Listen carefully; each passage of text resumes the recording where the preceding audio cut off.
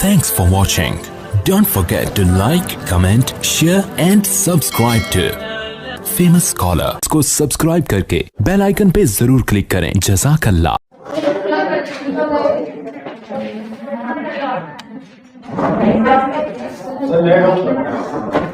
वो एक लाइट तो जरा सी रोशनी के लिए तो चाहिए होगी ना। हाँ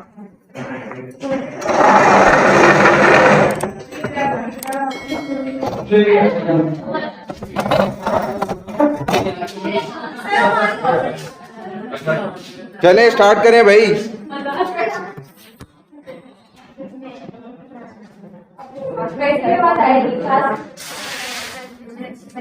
चले भाई चलो।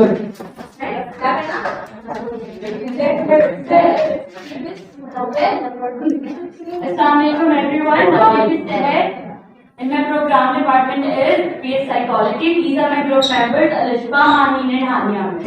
Today our topic is the government and the Constitution of Pakistan. First of all, I would like to file बंद कर दें सब और वहाँ आगे तवज्जो कर देखें।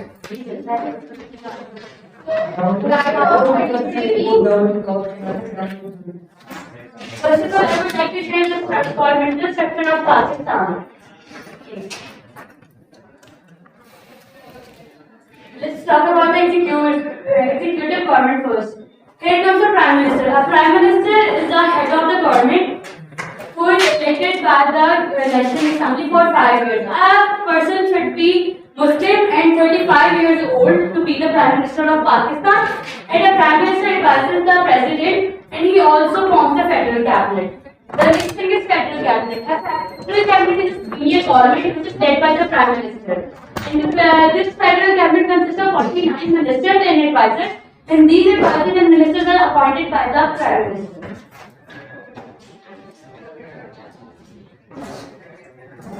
The next government is the Parliament. Parliament is legislative government. The Parliament consists of the National Assembly and the Senate that can initiate and pass legislation. Let's talk about the President first. A President is a person who is the head of the state. He acts on the advice of Prime Minister and the President is elected by the electoral committee for 5 years. The electoral committee includes the National Assembly, the Provincial Assemblies and the Senate. National Assembly is also called a federal parliament.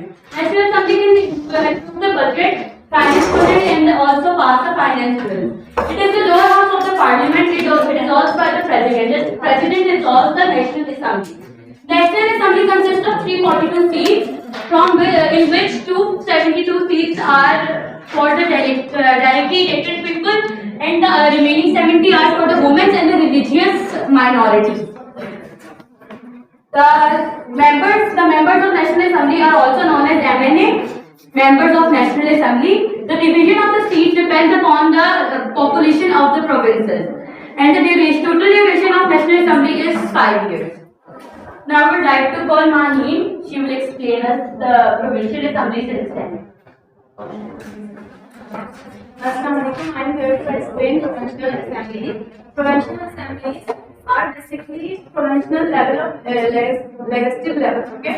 So there we have 4 provincial assemblies situated in every province. There are 5 kinds of. Their time duration is almost 5 years, and it's very important that every member of this should be participant of this province. यानी कि वो उसी शहर उसी सूबे का रिहायशी होगा तो ही जो है वो उसमें मेंबर बन सकता है, अदरवाइज वो मेंबरशिप नहीं कर सकता। ठीक है। There we have senate. ठीक है। It is the upper power of the parliament in which upper house of parliament this is consist of 104 members. इसके 104 members होते हैं और जिनको हम जो सेलेक्ट किए जाते हैं वो असेंबलीज के थ्रू सेलेक्ट किए जाते हैं बेसिकली। एंड ईच प्रोविंस का इक्विवेलेंट सीट, सब प्रोविंसेस की सीट्स इक्विवेलेंट होती हैं, बट द ड्यूरेशन जो है वो सेनेट का 6 ईयर्स होता है, जबकि हमारे पास जो प्रोविंशियल असेंबलीज होते हैं उनका 5 ईयर्स का ड्यूरेशन होता है।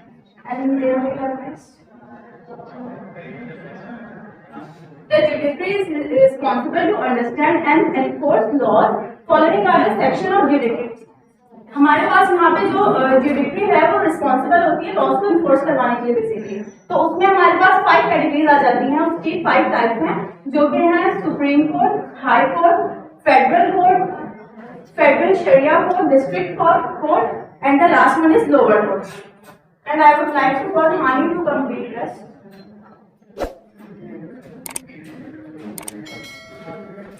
जो हमारे पास जो सबसे पहला कॉन्स्टिट्यूशन था 1956 का कॉन्स्टिट्यूशन था, which was imposed on 23 March 1956, और ये constitution was implemented till 1956 till 7 October 1958 तक ये इम्प्लीमेंट हुआ था। It was a written constitution. इसमें जो है पार्लियामेंट्री फॉर्म ऑफ गवर्नमेंट को इंट्रोड्यूस कराया गया था और डायरेक्ट मेथड ऑफ इलेक्शन बताए गए थे। इसमें कोई इस्लामिक इंस्टीट्यूशन नहीं था और सबसे ज्यादा जो पावर थी वो प्राइम मिनिस्टर के हाथ में होती है।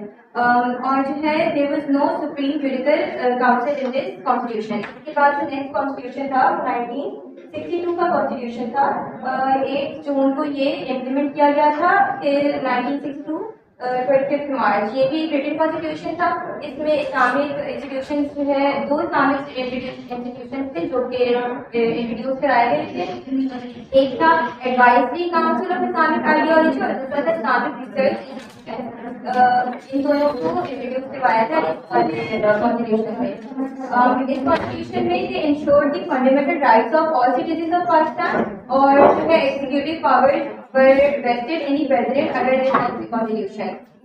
ये एक न्यू कॉन्स्टिट्यूशन था supreme judicial council.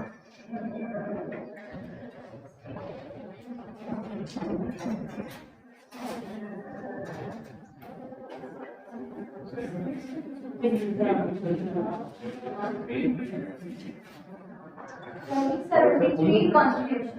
So the National Assembly passed 1973 Constitution on 10 April 1973.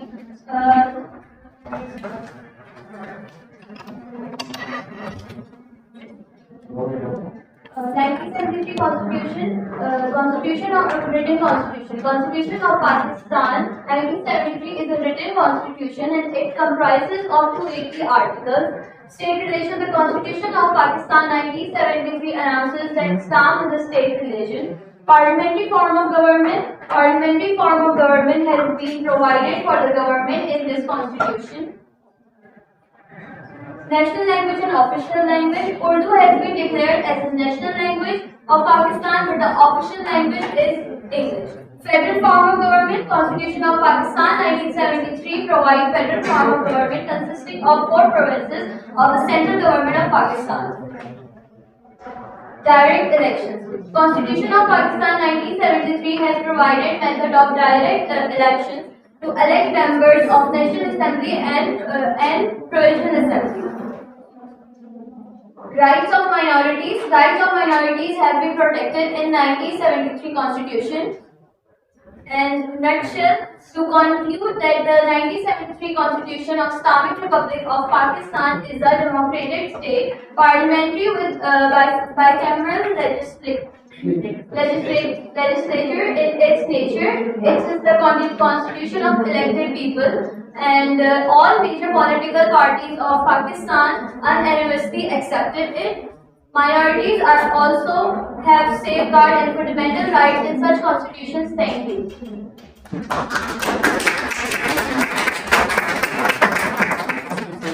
जज़ाकल्लाह भाई, माशाल्लाह बहुत बेहतर कोशिश करी। आपका नाम क्या है? सेहत ने तो मेरा थोड़ा सा बेहतर तरीके से स्टार्ट किया, लेकिन उसके बाद में थोड़ा सा इन दोनों ने ना बहुत तेज कर दिया, जैसे कोई पीछे लगा हुआ है। इतना ज्यादा तेज भागने की जरूरत नहीं है। और असल मकसद ये है कि आपका जो सब्जेक्ट है ना, जो आपका टॉपिक है, वो भी जरा सा नुमाया हो, पता चले, अंदाजा हो कि आप किस टॉपिक पे बात कर रहे हैं। ठीक है, अगर मैं सारे तौर पे किसी 2-3 चीजें आप लिखूंगा तो ये लोग शायद टॉपिक बता सकेंगे कि किस टॉपिक पे बात कर रहे हैं। थोड़ा सा अपने टॉपिक को भी नुमाया करें, बातें करें, बताएं क्या टॉपिक पे आप बात कर रहे हैं। नेक्स्ट ग्रुप कौन है? Group number 2। ग्रुप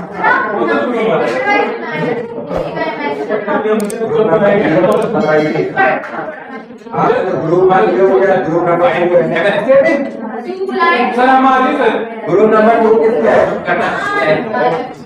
नहीं, ऐसे अपनी मर्जी से नहीं आ रहा। ग्रुप नंबर 2 किसका है? किस नाम से स्पेंड किया था?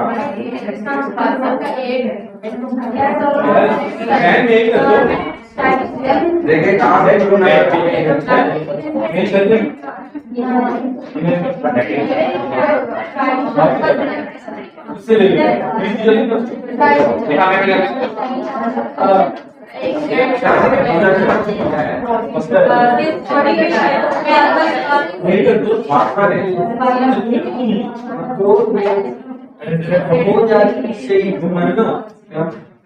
सर मैं ऐसे वो कर रहे हो ग्रुप 2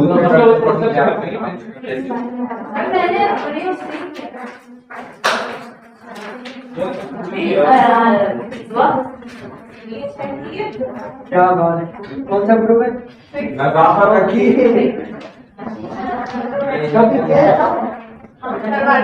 क्या चलिए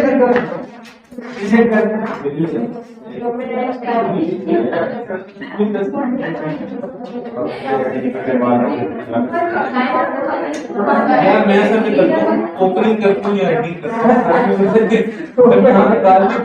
हूँ में दिया हुआ है तस्वीर मनी ये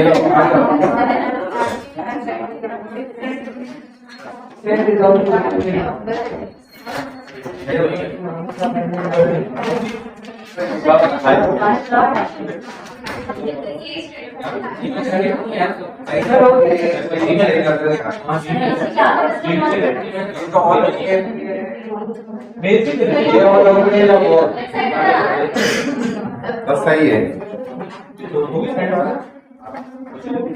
चले भाई चलो बोलने की जरूरत नहीं है बहुत ज्यादा।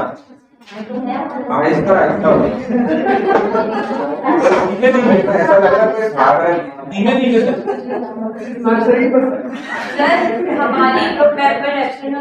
उनको एस्केप कर ले बस। ग्रुप पर जो है अपने नाम लिख के देते ग्रुप पर जो एब्सेंट है उसके नाम एंड में लिख देते हैं।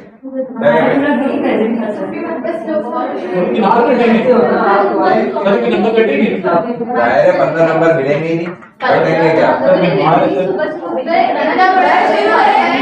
हाँ जी स्टार्ट बटन दबा दिया। Assalamualaikum, my name is Fatima and my group members are Krishna and Ruka. And the topic that we will be discussing about are government and its types. So what is government? A government is a system to govern a state or a community. And there are 6 types of government: democracy, oligarchy, monarchy, totalitarianism, and authoritative. And the government that I will be discussing about is democracy. So democracy is a parliamentary system where people have the right to choose their leader to govern a country or a state. And the examples are United States of America, Pakistan, or India. And I would like to call Krishna for the rest. Assalamualaikum, my name is Sayyida Krishna and I will be discussing the further types of government. My topic is monarchy. We all have heard about monarchy and we have studied about it, but I'll go on the further details that monarchy means that the power is not resided on one individual, on a supreme individual. All the authority has been in one individual. As an example is Queen Elizabeth. We have seen that. As I go further, we will go on types of monarchy.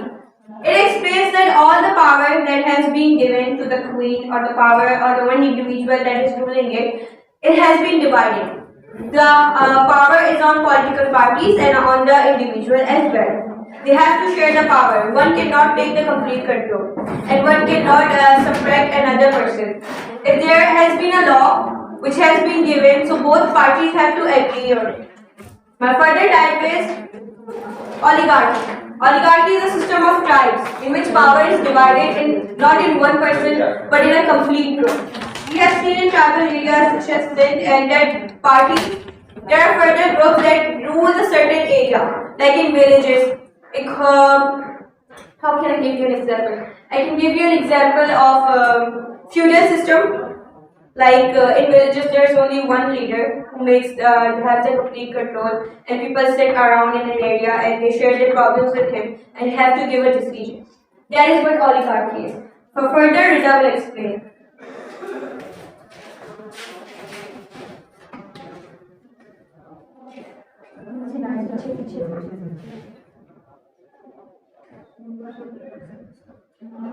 अस्सलाम, मैं हूं सिला बतूल और मेरा topic है military dictatorship, जिसमें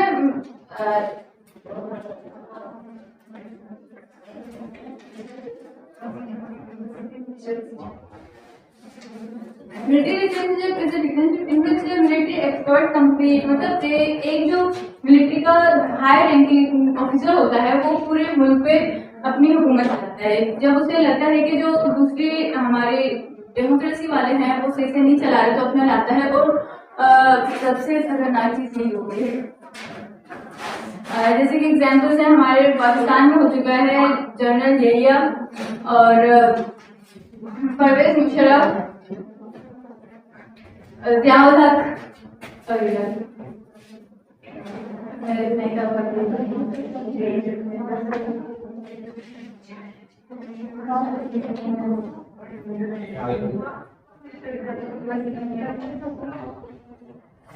और example है नॉर्थ कोरिया में हो रहा है, और नॉर्थ कोरिया मशहूर है उसमें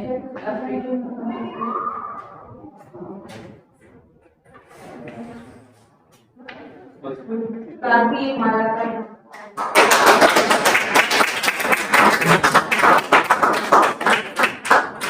बस हो गया कंप्लीट। जी सर, कोई एक मेंबर नहीं है। इसमें से कोई काटेगा थोड़ी। कोई मसला नहीं है। ये है कि असल में जो है ना, असल मकसद हमारा यही होता है प्रेजेंटेशन में टीचर को जो है स्टूडेंट से कोई ज्यादा मवाद नहीं चाहिए उस पर सुने। सही बात है। असल मकसद को उसको ये देखना होता है कि यहाँ पर आकर जो है आपके अंदर कितना कॉन्फिडेंस जिसको आप कहते हैं, या उर्दू के अंदर उसको कहा जाए कि आपको अपनी जात पे कितना ज्यादा यकीन है, आप कितना ज्यादा अच्छे अंदाज में सामने बात कर सकते हैं दूसरे के। और ये असल चीज होती है। आपको भले कुछ भी नहीं आता हो ना, लेकिन अगर आपके अंदर जज्बात भरे हुए हैं, आपके अंदर एहसास हैं, आपके अंदर जो है वो काबिलियत है, तो फिर आपके लिए किसी के सामने भी बात करना कोई मुश्किल नहीं। सही बात।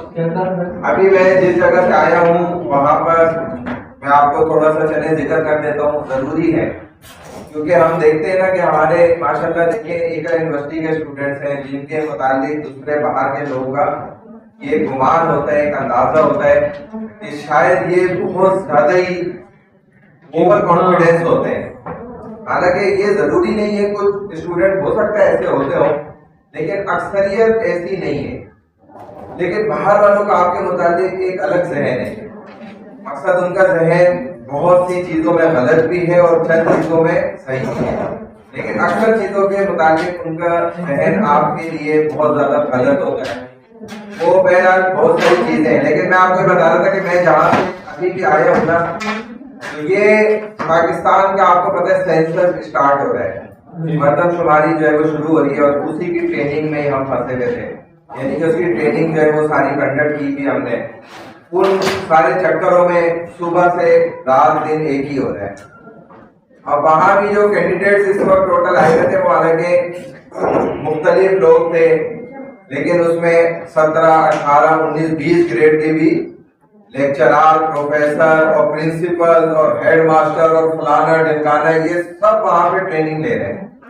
यानी कि हमसे कई स्केल वाइज ऊपर जो है ना वो लोग आकर वहां पे हमारे मातहत होकर हमसे ट्रेनिंग हासिल कर रहे हैं।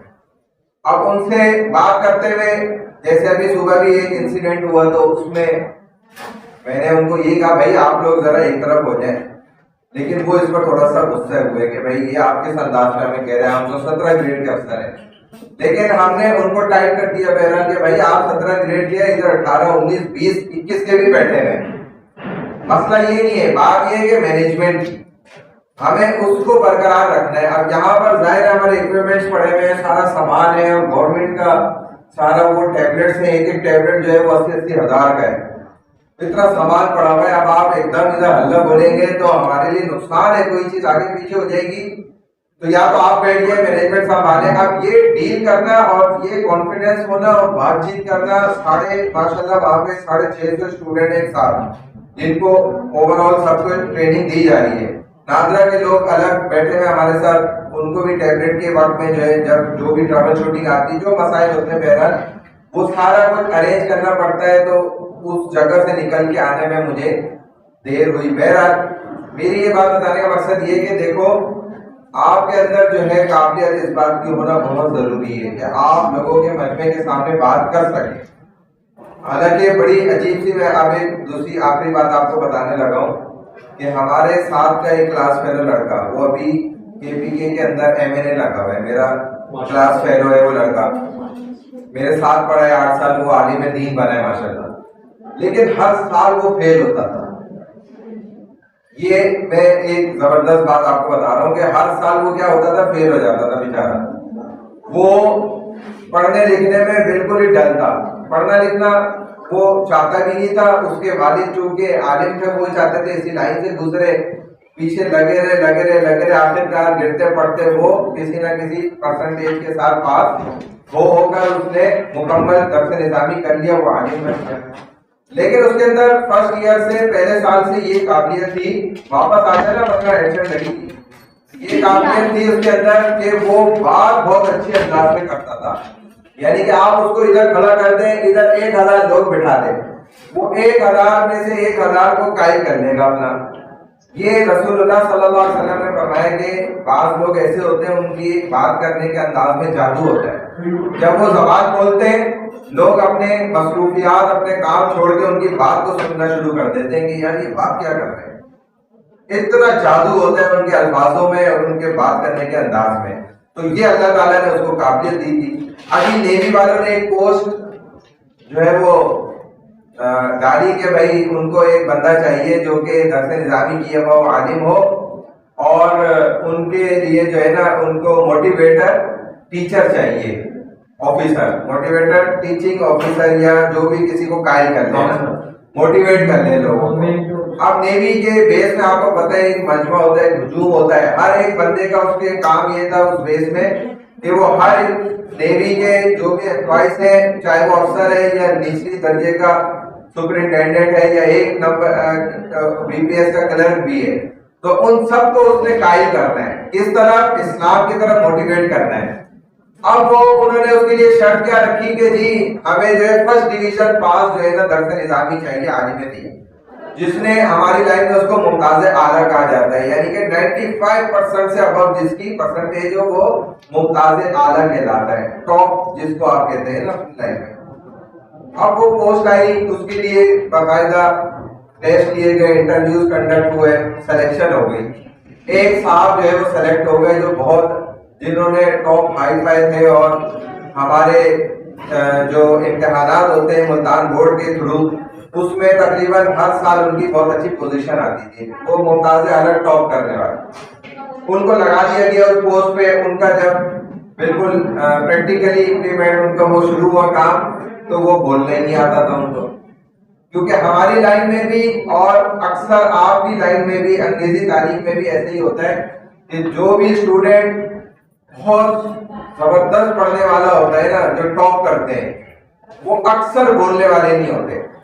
वो इधर आते मजमे के सामने उनकी सीटी गुम हो जाती है, वो बात ही नहीं कर सकते, वो परेशान हो जाते हैं। हालांकि वो बहुत अच्छा किताब को जानते होते हैं, लेकिन बोलना एक अलग कमाल है। आप जाहिल से जाहिल तरीन आपके सियासतदान देख ले माशाल्लाह कैसी बात करते हैं, ये बाइक उठा के वहां फेंक देंगे, ये वहां फेंक देंगे, लाते मार देंगे, अजीब। यानी कि आप परेशान हो जाते हैं देखने के लिए कि यार इस कार्टून को तो देखना ही चाहिए, आप किसी भी नीयत से देखें, लेकिन आप देखने में मजबूर हो जाते हैं, सुनने में मजबूर हो जाते हैं। एक तमाशा करने वाला रोड में आपको बहुत कम इधर आते थे, बहुत आते थे, 20 की आते थे, उसके साथ लड़ने लोग ऐसे मच में लग जाते थे, इतना पैसा कमाते थे जिसकी कोई मिसाल नहीं। लेकिन बोलने में वो अच्छे से अच्छा पोजीशन लाने वाला भी क्या है, फेल है। अब वो परेशान हो गए कि जिस मकसद के लिए, जिस पोस्ट के लिए हमने खास रखा था, स्पेसिफिक थी, वो काम ही ये बेचारा नहीं कर सकता, इसका मतलब हमसे कहीं गलती हुई है।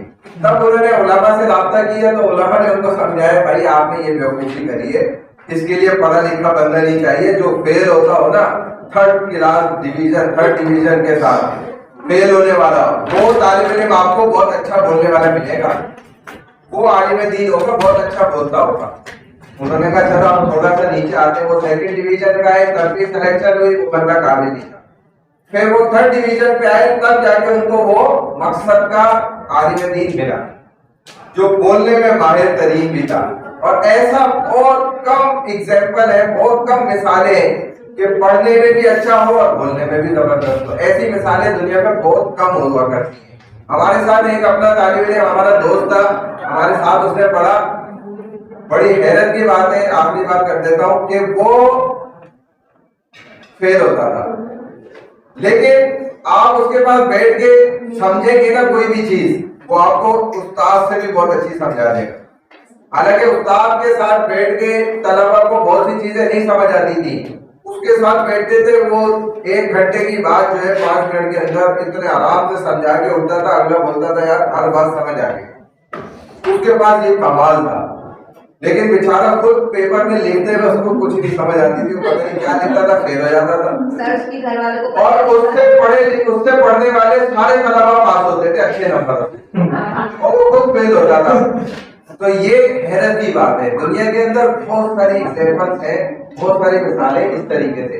इसीलिए आपको भले अंग्रेजी ना आती हो, आपको उर्दू ना आती हो, कुछ भी नहीं होता हो, तब भी आप सारे काम कर सकते हैं। क्या अंधे लोग दुनिया में पहले दिन मर जाते हैं, आखिर तक जिंदगी गुजारते हैं। गूंगे लोग आखिर तक जिंदगी गुजारते हैं। हमारे तबलीग के अंदर एक वाकया हुआ, जहाज में बैठे हुए थे, तबलीग की जमात वो जा रही थी किसी बाहर मुल्क, और वहां जो है उन्होंने जमात मेहनत करनी थी, तबलीग का काम करना था, पठान थे सारे, और किसी अंग्रेजिस्तान मुल्क में जा रहे थे, और जहाज में बैठे हुए उधर अंग्रेज नौजवान साहब बैठा हुआ था उस बूढ़े आदमी के, वो उसको देख के रोने लग गया जहाज के अंदर ही।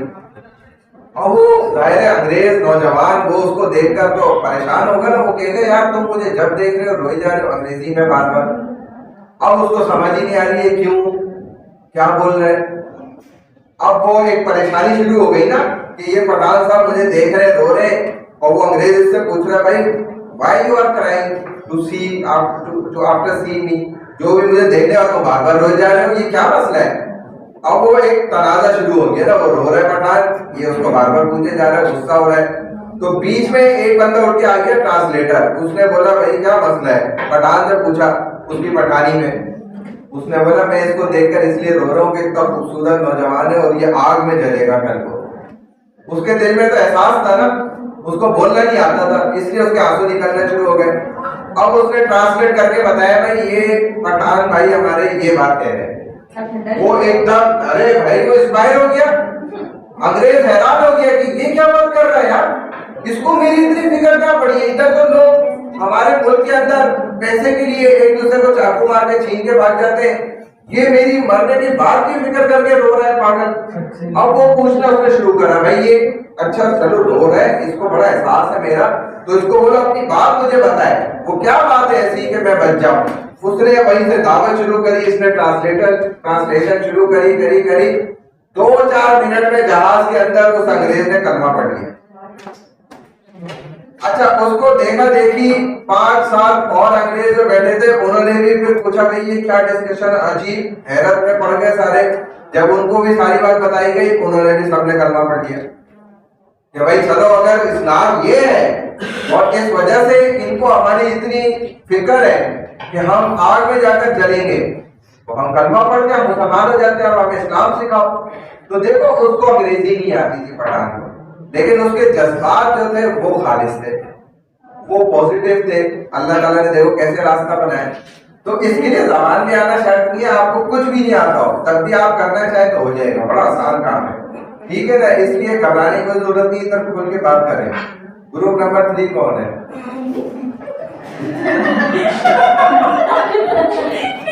कौन है भाई ग्रुप नंबर 3 के? आ जाओ जल्दी से। कौन है? हम लोग 7 हैं। ग्रुप 3 कौन है? लड़के? No sir, we are ready for group number 7। मेरे ग्रुप पर जो पाकिस्तानी स्टडीज का ग्रुप है, चलो तो मैं लेके आएंगे। किस नाम से केजी में? देखो देन है। ऊपर तो नहीं कहा डिफरेंस और आ रहे देखो फिर इधर होगा इसमें बैग में।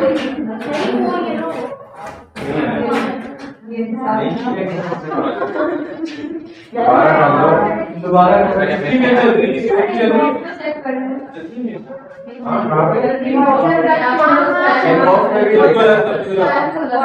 पहले बॉक्स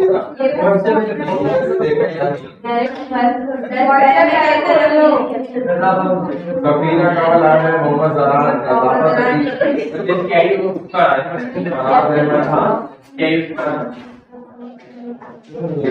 ग्रुप कौन सा है? ग्रुप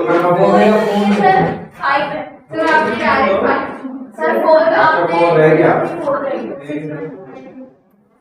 जल्दी भेज लो, फिर वीडियो का पार्ट बुलाते हैं। हम चाहते हैं सीक्वेंस से हो जाए मसला होगा।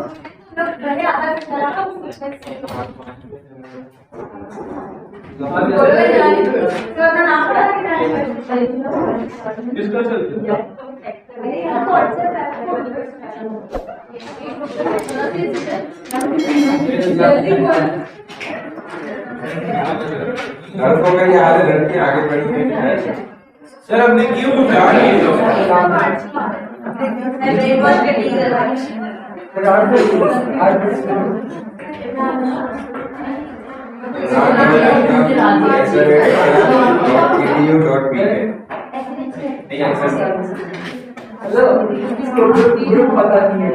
इसको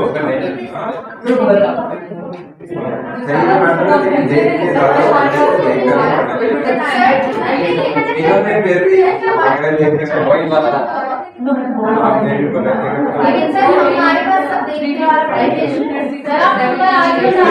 तैयारी नहीं करी है।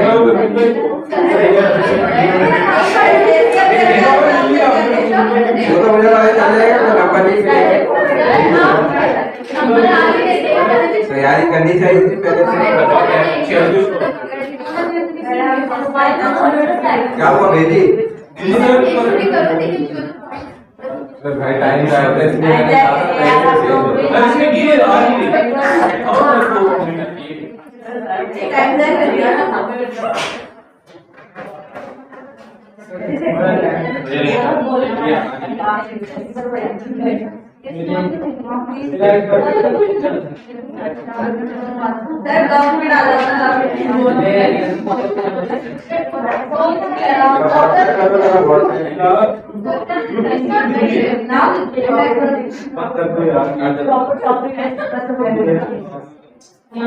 गुरु भाई क्या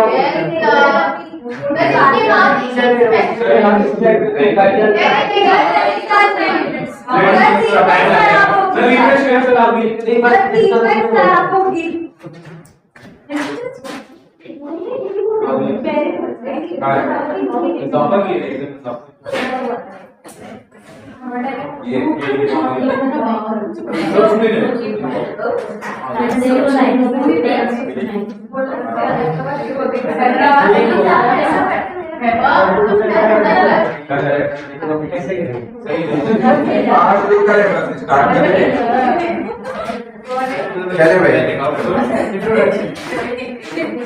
अस्सलाम वालेकुम। वालेकुम सलाम। जो हमें टॉपिक दिया गया था आज वो है व्हाट इज कॉन्स्टिट्यूशन और कॉन्स्टिट्यूशन 1973। अगर हम कॉन्स्टिट्यूशन की बात करें एक सेट ऑफ बुक होती है जो कि किसी भी कॉन्स्टिट्यूशन को रन करने के लिए इम्पोर्टेंट है। अगर कॉन्स्टिट्यूशन नहीं होगा तो हमारी इंस्टीट्यूशंस अपने को बालातर समझेंगी, एक रूल ऑफ लॉ से, और हमें रूल ऑफ लॉ को फॉलो करने के लिए कॉन्स्टिट्यूशन चाहिए। अगर मैं बात करूं हो गया था कॉन्स्टिट्यूशन की 1973 की, तो इसमें दो चीजें थी, पार्लियामेंट्री लॉ होता है और एक देखते हैं जब तक टाइम है।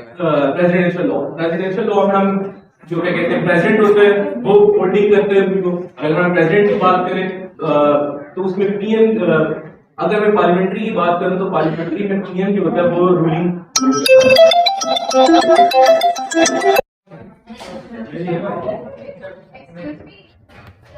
चले चले क्या हुआ? हाँ, 1973 कॉन्स्टिट्यूशन के लिए प्रिपरेशन का टाइम सर नेशनल असेंबली से सर 25 मेंबर कमेटी बनी under the leadership of Abdul Hafeez ईज़ादा। Constitution was approved on 10 April 1973 और प्रेसिडेंट को जो प्रेजेंट की गई थी 12 अप्रैल 1973 और एनफोर्समेंट ऑफ 1973 कॉन्स्टिट्यूशन जो हुआ था 14 अगस्त 1973 को हुआ। और ये सबसे बेस्ट कॉन्स्टिट्यूशन कंसीडर किया जाता है पाकिस्तान की हिस्ट्री के अंदर जो अभी तक लागू है। बोलना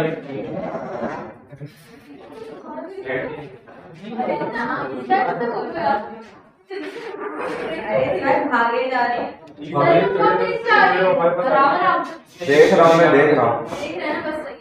पाकिस्तान के जो पुराने आयन थे उन्हें ये लोग का ये तो इस तरह से किया गया था और फिर डिटेल कॉन्स्टिट्यूशन में था उसमें ये कि 1970 की आयन में तफसीली आयन है जिसमें 250 आर्टिकल थे, 12 इसके और 7 शेड्यूल थे।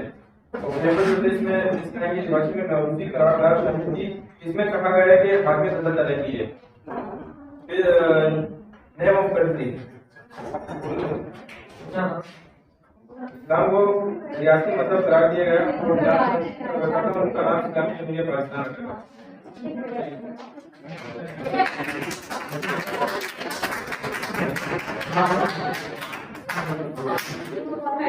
कैमरा सिस्टम है गवर्नमेंट तो ये चौथा बजूंगा क्या करेगा? इनका नंबर ये? अच्छा अच्छा, चलो चलो चलो।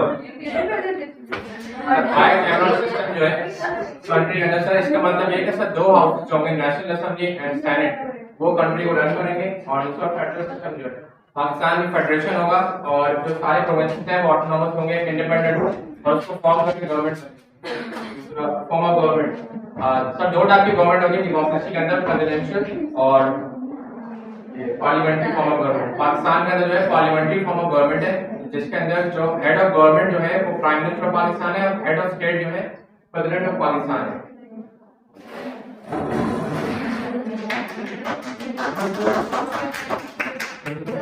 So the basic reasons that there are the fundamental key features of the constitution that was actually passed.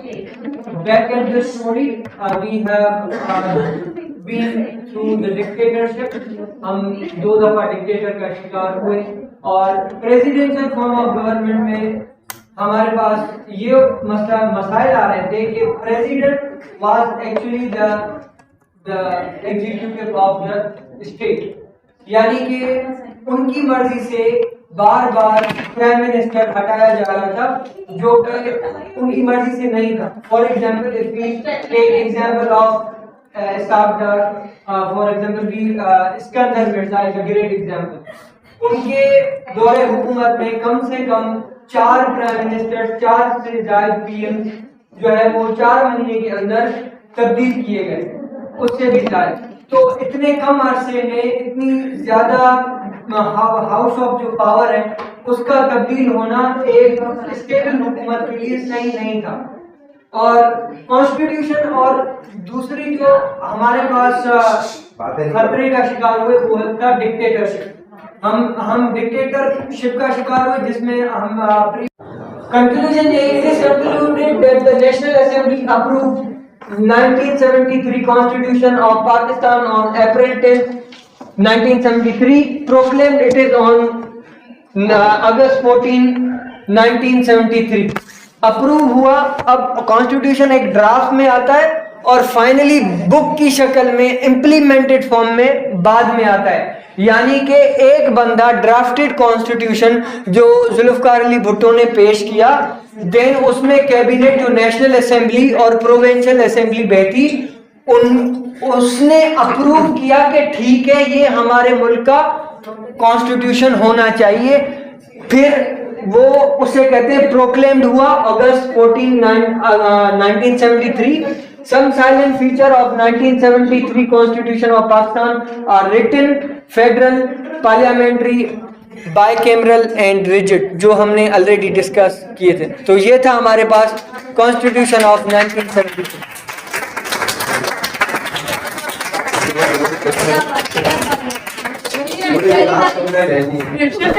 Sir ये मौका ही नहीं दे रहा सर। हो गया सर, हो गया सर। अगर किसी को क्वेश्चन पूछ सकता है। बोलना भी ना थोड़ा कम बोला है। खैर चलो क्वेश्चन करते हैं ना तो ये डर जाते। हाँ क्वेश्चन करो। अभी करते हैं सर। हाँ करें। अभी क्वेश्चन करेंगे। ये क्वेश्चन देना आपसे, वरना आपके नंबर आपको तो पहले ही कहने सवाल करो। आप कह रही हो कोई सवाल ही नहीं है। ये नाम से ग्रुप 5 देखें, ग्रुप 5 ग्रुप 5 ग्रुप 4 आ रहा है 5। ये बिलाल बुखारी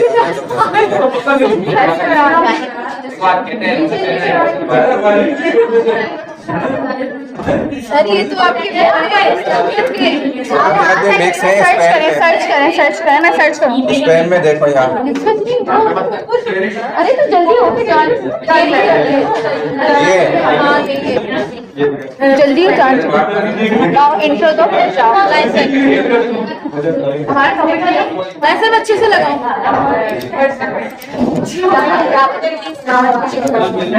जियोग्राफी ऑफ पाकिस्तान देखा कैसा होता है। डिशुम डिशुम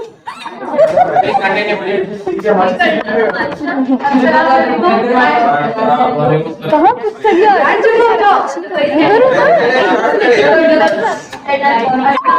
आगे बढ़ाऊंगी। आगे बढ़ाऊंगी निमिषा, स्लाइड्स आगे करूंगी। अच्छा These are my group members. We are going to talk about some important cities of Pakistan. वैसे तो सारी शहर बहुत इम्पोर्टेंट है, बट जी इधर आते जब तुम आओगी तो मैं हट जाऊंगी। Very important cities of Pakistan. First we have Karachi. भाई आगे बढ़ो। ये टेंशन चल Rimsha the city of life.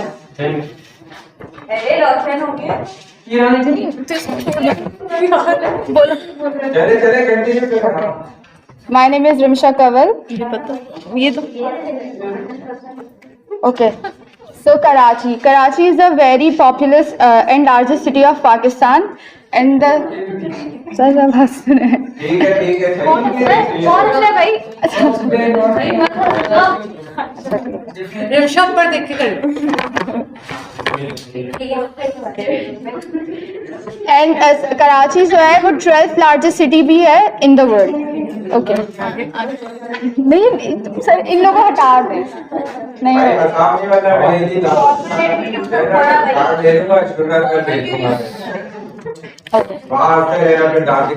आप इशारे बैठो ना, आप बोल रहे हो। आप फॉर्मल एटीट्यूड रखिए। फॉर्मल रह के चले कंटिन्यू करें। कराची का जो टेम्परेचर है या जो उसका जो क्लाइमेट रहता है वो लॉन्ग समर्स रहते हैं और जो विंटर्स होते हैं वो मोस्टली शॉर्ट होते हैं और स्प्रिंग ऑटम भी शॉर्ट में रहता है। अगर हम कराची की हिस्ट्री के बारे में बात करें तो कराची का पहले नाम था कोलाची जो गोट, वो एक्चुअली एक फार्मर का गांव था ये। एंड देन कराची को as a fisherman village use किया जाता था, जो कि बाद में इसकी रिहाइश हुई एंड देन आबाद हुआ ये। तो हम बैक देन 90s की अगर बात करें तो 1914 के अंदर कराची जो है ग्रेन एक्सपोर्टिंग के लिए बहुत ज़्यादा काम आया एंड देन वर्ल्ड वॉर 1 के अंदर बात ही नहीं करेगा कोई, खामोश हो जाए बिल्कुल। वर्ल्ड वॉर 1 के अंदर इसके अंदर क्या में मैन्युफैक्चरिंग इंडस्ट्रीज बनाई गई एंड देन 1924 के अंदर एरोडोम करके भी कुछ बनाया गया था। 1936 के अंदर कराची को एज अ पोर्ट यूज किया गया था first time and then 18th century के अंदर वो जो कराची जो गोट का जो मैंने जिक्र किया वो 18th सेंचुरी के अंदर इसको नाम दिया गया था। अब हम इसकी बात करते हैं कि कराची के अंदर कराची जो है सबसे ज़्यादा मैं बता ही दिया कि पॉपुलस जैसे बहुत सारी डाइवर्स डिफरेंट नेशंस इधर रहती हैं, वो पठान हो हर तरह का, तो इसको एक सेक्युलर सिटी भी हम कह सकते हैं। और इसके अंदर जो है डिवीजन इस तरह करके कि 18 डिवीजन हैं जो सब डिवीजन में आते हैं, जैसे कोरंगी, लांडी, मलीर और नॉर्थ का और इस तरह से। फिर तुम ही लोग एक्सप्लेन कर दो, बातें नहीं करो। रेवेन्यू की बात करें तो कराची ने 2021 के अंदर $9 बिलियन का रेवेन्यू दिया था जो कि 25% है और ऑलमोस्ट पूरे कंट्री का हाफ। और कराची जो है फर्स्ट फाइनेंशियल कैपिटल है पाकिस्तान का। अगर हम एजुकेशन इंस्टीट्यूशंस की बात करें, राहुल पिंडी को लगा था कहाँ से आ गए?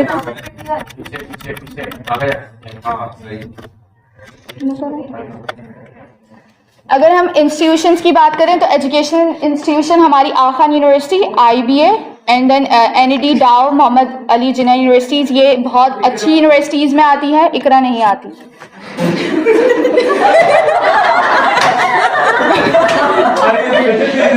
हमारा तो टॉपिक नहीं है ना, फिर खामोश हो जाओ। इसका टॉपिक आपको पता नहीं लगा, आप आखिर में सवाल कर देना। चले आगे चले।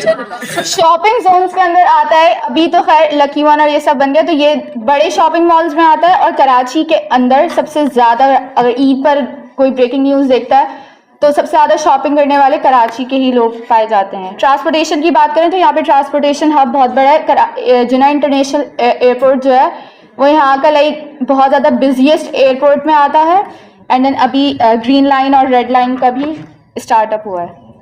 लाइफस्टाइल की बात करें तो ऑब्वियसली यहाँ पे डिफरेंट तरह के लोग हैं, तो सबका अपना अपना डाइवर्स एक लाइफस्टाइल है जो कराची के लोग इस्तेमाल करते हैं।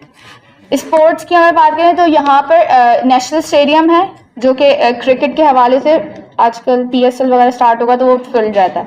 बीचेस, यहाँ कराची के पास बहुत सारे बीचेस का एक यूनिक गिफ्ट दिया गया है और अरेबियन सी भी कराची से थोड़ा सा करीब ही है। म्यूजियम्स में यहाँ पे काफ़ी सारे म्यूजियम्स हैं, मज़ार कायद एंड मुहत्ता प्लेसेस। हॉस्पिटल्स यहाँ पे बहुत अच्छे, कराची में बहुत अच्छे हॉस्पिटल्स हैं जहाँ पे ट्रीटमेंट बहुत अच्छा होता है और थोड़े पैसे भी लग जाते हैं। अम्यूजमेंट पार्क्स भी हैं, PIE और ये सब। लेकिन अगर हम कराची के प्रॉब्लम्स की बात करें, कराची के जैसे कल पूरा दिन लाइट नहीं थी, इलेक्ट्रिसिटी प्रॉब्लम बहुत ज़्यादा है, वाटर शॉर्टेज का इशू है, गैस का इशू है और बाकी वो फ्यूल वगैरह के ये सारे इश्यूज भी हैं। Okay, that's it for Hyderabadi कौन है? जल्दी Now we are gonna talk about Hyderabad. Hyderabad जो है 6th largest city of Pakistan and 2nd largest city of Sindh. और हिस्ट्री में हैदराबाद जो एक स्मॉल फिशिंग विलेज था जो कि इंडस रिवर के नाम से जाना जाता था, इंडस रिवर पे था और निरॉन कोर्ट के नाम से पहचाना जाता था। उसके बाद हैदराबाद जो है later was founded in 1768 by Kalhora ruler Mian Ghulam Shah Kalhoro. Later Hyderabad जो है Hyderabad is now an important commercial and cultural centre. There are many historical places to visit in Hyderabad like Sindh Museum, Mukhi House, Miranda Duba and Badshai Bengal etc. उसके अलावा Hyderabad in sports में, हैदराबाद में जो वैसे तो सारे ही गेम्स जो है काफ़ी खेले जाते हैं, बट उनका जो है जो लोकल्स हैं वहाँ के, उनका फेवरेट जो है क्रिकेट है, फुटबॉल है और एक उनका ट्रेडिशनल गेम है विच इज़ मलखरा जो कि रेसलिंग की तरह से होता है। और हैदराबाद में इतना कुछ खास फेमस तो नहीं है। उनके जो अगर फूड के हिसाब से देखा जाए तो उनके बॉम्बे बेकरी काफ़ी फेमस है, वहाँ पर कोई केक है बहुत फेमस है जो कि पूरे पाकिस्तान में बहुत फेमस माना जाता है। और वहाँ की पल्ला फिश जो है काफ़ी फेमस है पूरे पाकिस्तान में। और languages which are used in Hyderabad are Urdu, English, Sindhi, Punjabi, Balochi and Pashto, क्योंकि वहाँ पे हर टाइप के ही लोग रहते हैं। और बस इतना सही है। ठीक है।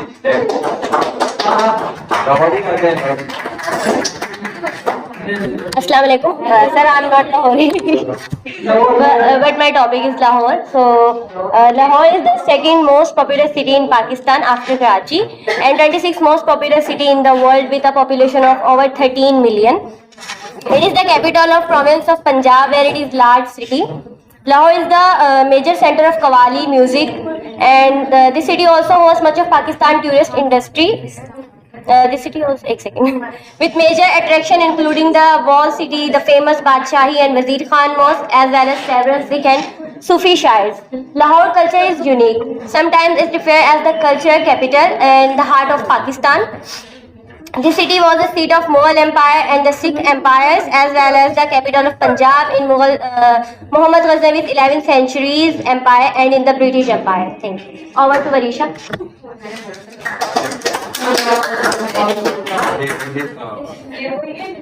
Assalamu alaikum. My name is Varisha and my topic is Islamabad and Rawalpindi. Rawalpindi is a city in the Punjab province of Pakistan. It is one of the largest city. It is the fourth largest city in Pakistan after Karachi, Lahore and Faisalabad, and third largest in Punjab after Lahore and Faisalabad. Rawalpindi is next to Pakistan's capital, and the two are jointly known as the Twin Cities because of the social and economical links between them. Rawalpindi is the military headquarters of Pakistan Armed Forces. Islamabad, the capital city of Pakistan, is one of the beautiful cities in the South Asian region. Or Islamabad has a reputation of being a thriving business-minded capital that lies in the Pakistan's growing urbanized scenes. Or the White Marble Faisal Mosque, which is an important landmark of Pakistan, is one of the largest mosques in the world.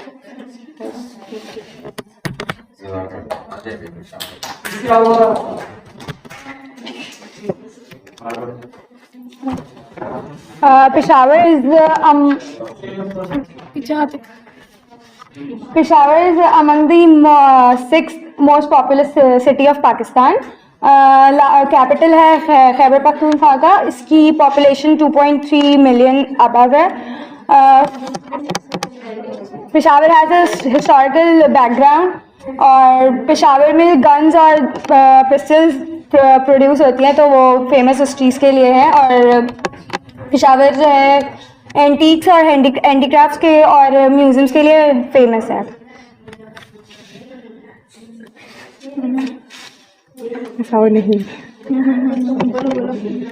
Peshawar जो है international border का share करता है अफगानिस्तान के साथ. Thank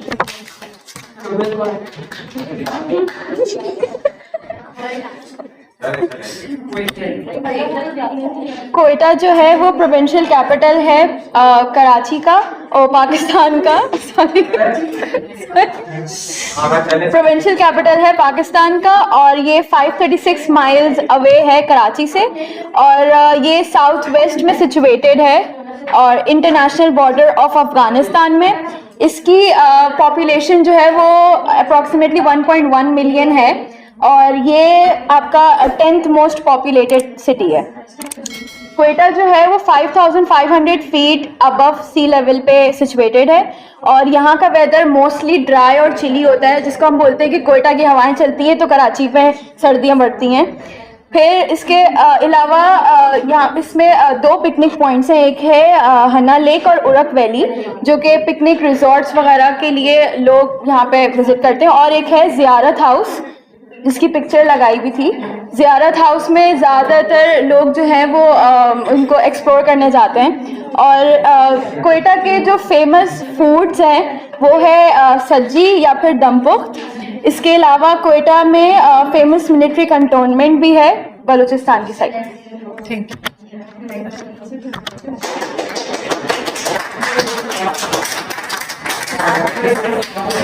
सवाल है? Sir सवाल एक तो पहले क्वेश्चन आंसर देते हैं। पिशावर में सर टैक्सी में खाने होते हैं पिशावर में खाने नहीं नहीं सर फूड नहीं बताया नहीं सर पिशावर में अंडा ज्यादा खाया जाता है।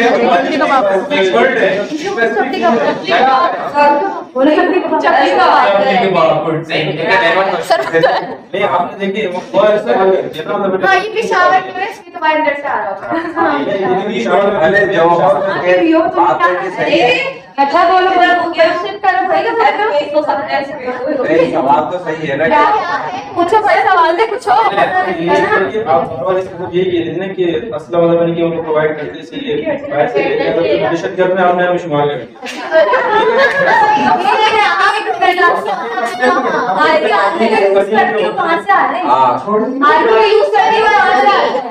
थर्टी सारा बनता है वो बनाते हैं।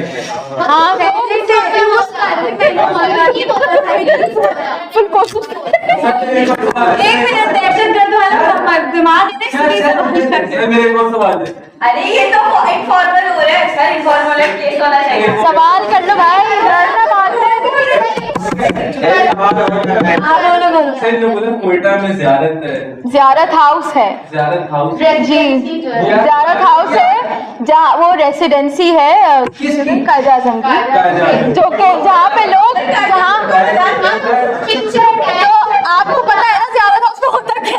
ज़ियारत हाउस सिर्फ सर किसी बात कोयटा में ज़ियारत के लिए कायद की रेसिडेंसी है। हाँ रेसिडेंसी का बोला था सर। बताया ना देखिए बताने से हैदराबाद हाँ, जो आपने मशहूर चीजें बताई दूसरे शहरों की। सर बताई तो मैंने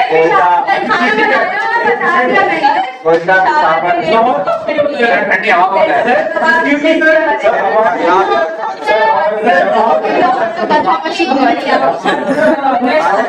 नहीं बता।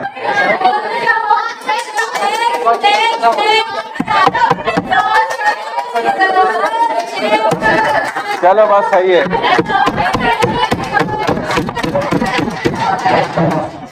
भाई सबसे बड़ी बात यह है, बात सुन लो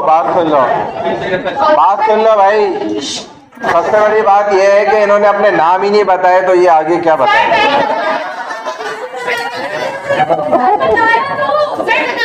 एक बेचारी ने आके पहले नाम बताया, अक्षर ने नाम नहीं बताया। अपना इंट्रोडक्शन ही नहीं कराया, वो शहर का इंट्रोडक्शन क्या करा।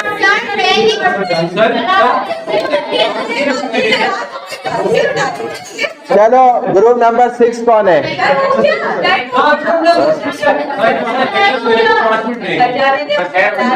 चलो ग्रुप नंबर 6 पे नेक्स्ट क्लास से हम ले लेते हैं।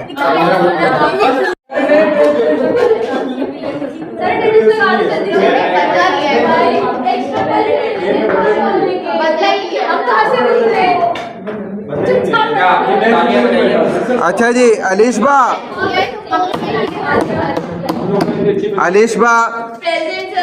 अमजद अलीशा, आयशा हसन, आयशा नदीम, फातिमा समी।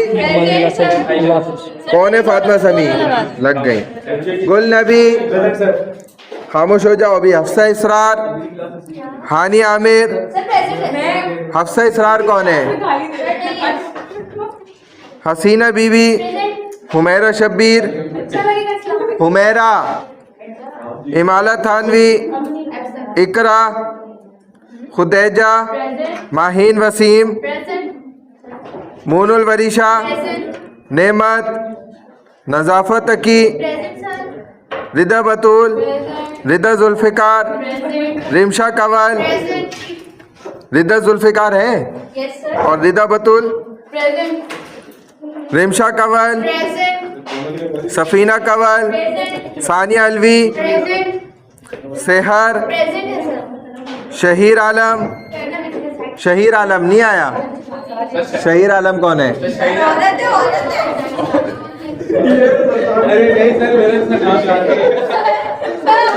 इशारा परेशान है ना, मुझसे क्यों पूछ रहा अरे है? नहीं सर, आपको मेरा नाम तो पता ही कैसे। हाँ वही मैं कह रहा हूँ, शहीर आलम, शामिर शाहिद। इसमें मुगालता हो गया था, ऊपर नीचे ही हो ना। सैयदा ईशा अली, सईदा खुशना, जरमीन कैफी, तैयबा, उम्मे रुबाब। उम्मे रुबाब नहीं आई, उम्मे रुबाब, जैन इमरान। एप्लीकेशन है सर, आप उम्मे रुबाब की। हाँ उन्होंने एप्लीकेशन दी है और छोटी से भी बात की है आपके लिए एप्लीकेशन दी है सर। वो छोड़ो पकड़ के चलिए, पिछले चैनल से वो तो 6 हुई है ना, अभी की मिला के 8 थी, अभी मैंने लगा दी बस। नेक्स्ट क्लास में आएंगे तो एडिशन दे देंगे। Thanks for watching. Don't forget to like, comment, share and subscribe to Famous Scholar को सब्सक्राइब करके बेल आइकन पे जरूर क्लिक करें। जज़ाकल्लाह।